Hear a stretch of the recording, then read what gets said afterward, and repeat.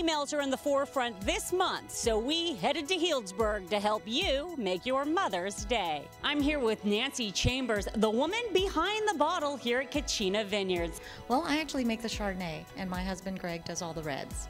But I am traditionally a cellar rat here, so I do everything. We both do everything, actually. But I do make the decisions on flavor profiles, what barrels we use, etc. Do you feel that women have a different palate than men when it comes to wine tasting? Oh, absolutely. Yes. I think we're a little bit more in tune with all of the flavor profiles because, you know, we do a lot of cooking. I love to cook, and I think that we just have a better palate. I agree wholeheartedly. Do you guys do a little he said, she said when it comes to the wine tasting? He's like, no, I like this. You're like, no, I like that. But you always win because you're the woman. Yes. Actually, we've been very fortunate because both of our palates are very similar.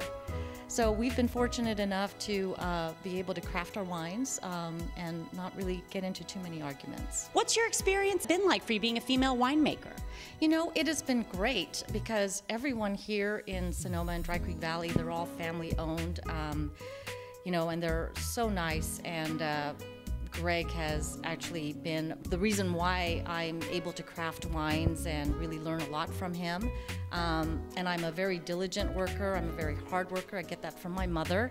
And my mother actually is a cellar rat with me. She does come in. She loves to help me top up the barrels and taste the wines and smell the bung. And she really gets a kick out of it. And she loves helping us bottle and do harvest and everything. Really? So it's like this bonding experience, a mother-daughter experience right here, two cellar rats. Absolutely. My aunt actually has a farm in Seoul, Korea, and it's an organic farm, which is really great because we try to practice organic. We're green, we're off-grid, 100% solar. It's a labor of love, and my mom also has a garden of love too. When we do winemaker dinner, she's always bringing fresh herbs and fruits and vegetables, and it's actually incredible. So do people, when they come to your winery, they kind of get to know your mom a little bit too? Absolutely. Mom is always at the forefront. And mom is always right too.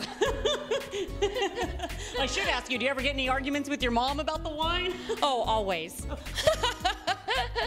But, you know, I have a lot of respect for her, and she's just an inspiration to me, and she's a great woman.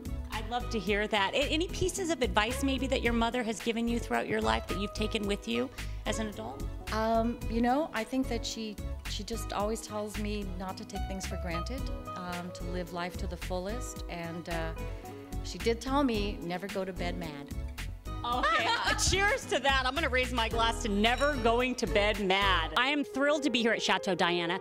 This is my first time here, so I'm going to ask you, Dawn, to give me a little history lesson. Property was purchased by the Manning family back in 1981. We actually decided to turn our old farmhouse, which we were using as offices, into a tasting room because of this obviously beautiful view and our access to Dry Creek Valley. So it was a turn-of-the-century farmhouse, and it took a lot of work and effort to get it to look like this, but we're really proud of it. We're really proud to offer a wide variety of different wines here at Chateau Diana. We have our Sonoma County brand called LeBaron Ranch, and that is in honor of the family that originally owned this property 100 years ago. Then we also have a brand called 1221, and that is in honor of the matriarch of the family, the Manning family. Her name was Diane. The winery was actually named after her. And 1221 represents her birth date.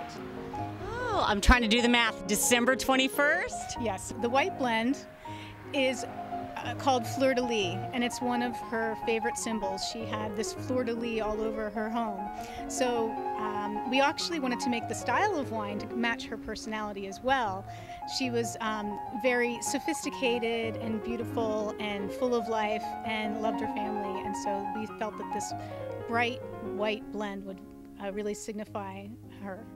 That is so lovely. I would love it if someone made a wine after me. They'd probably make it all old and tannic and kind of bitter tasting. No, but okay, so a wonderful wine. Fleur-de-lis, you're going to release it here on Mother's Day, is that correct? Yes, we are. Mother's Day is right around the corner, so that lends me to think about family traditions. My mother definitely inspired me to be adventurous. Basically, it's like jump in first, then ask questions later. I think that kind of helped me in my career. I do have a funny story about my mother. When I was first starting out, and I was very proud of the single vineyard Zinfandel that I produced, and I was pouring it for her friends, and she really likes sweet wine. So I said, "Oh, Mom, you won't like it." Mind you, this was Friday afternoon, and the tasting room was very full, and she put it to her lips, and she made this scrunched up face, and she's like, "Oh, Dawn, why couldn't you make donuts?" So what was your response when she said, "Why don't you make donuts?" Actually, I was trying to hide my eyes. Everybody else in the tasting room was laughing.